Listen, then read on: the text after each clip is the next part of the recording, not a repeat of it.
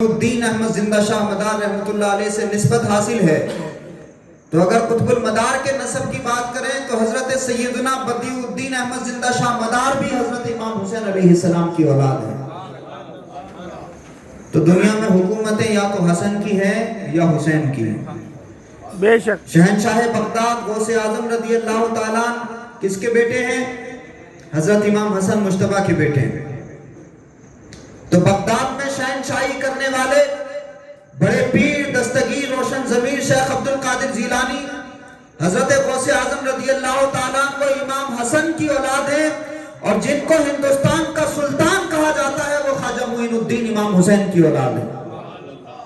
تو دنیا میں یا تو حسن کی حکومت ہے یا حسین کی حکومت ہے، اور ہم بزرگوں کے ماننے والے زمین جیتنے والے بادشاہوں کا عرس نہیں مناتے، دلوں کو جیتنے والے صوفیہ کا عرس مناتے ہیں۔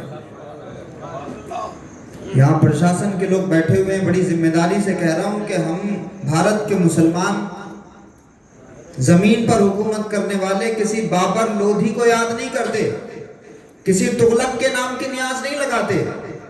جنہوں نے اس دیش پر حکومت کی، زمینوں پر حکومت کی، اگرچہ انہوں نے اس دیش کو بہت کچھ دیا ہے جس سے ہمارے دیش میں آج بھی بہت بڑا ریونیو جنریٹ ہو رہا ہے، اور ہمارے دیش کی اکنومی کو، آرتھک ویوستھا کو بہت بڑا فائدہ ان سے ہے، لیکن اس کے باوجود بھی بھارت کا مسلمان غیاث الدین تغلق کا عرس نہیں مناتا، نظام الدین اولیاء محبوب الہی کا عرس مناتا۔ سبحان اللہ، کیا بات۔ یعنی ہمارا جو اسپریچول ریلیشن ہے، ہمارا جو روحانی تعلق ہے، وہ زمین پر حکومت کرنے والے بادشاہوں سے نہیں، دلوں پر حکومت کرنے والے صوفیاء سے ہے، بزرگان دین سے ہے۔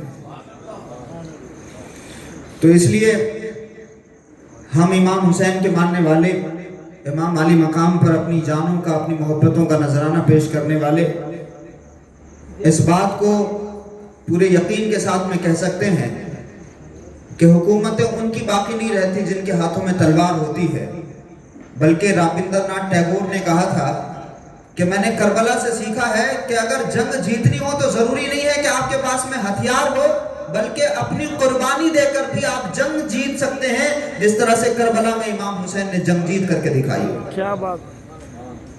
تو ہم اس عظیم شہزادے، دنیا کے اس عظیم سپہ سالار کی بارگاہ میں خراج عقیدت پیش کرنے کے لیے یہاں جمع ہوئے ہیں۔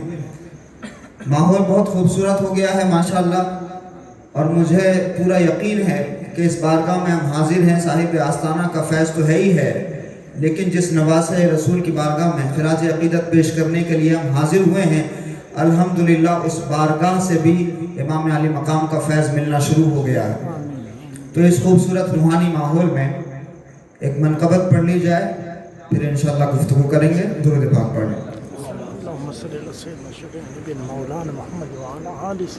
بلند آواز سے ذرا درود پاک پڑھ لیں۔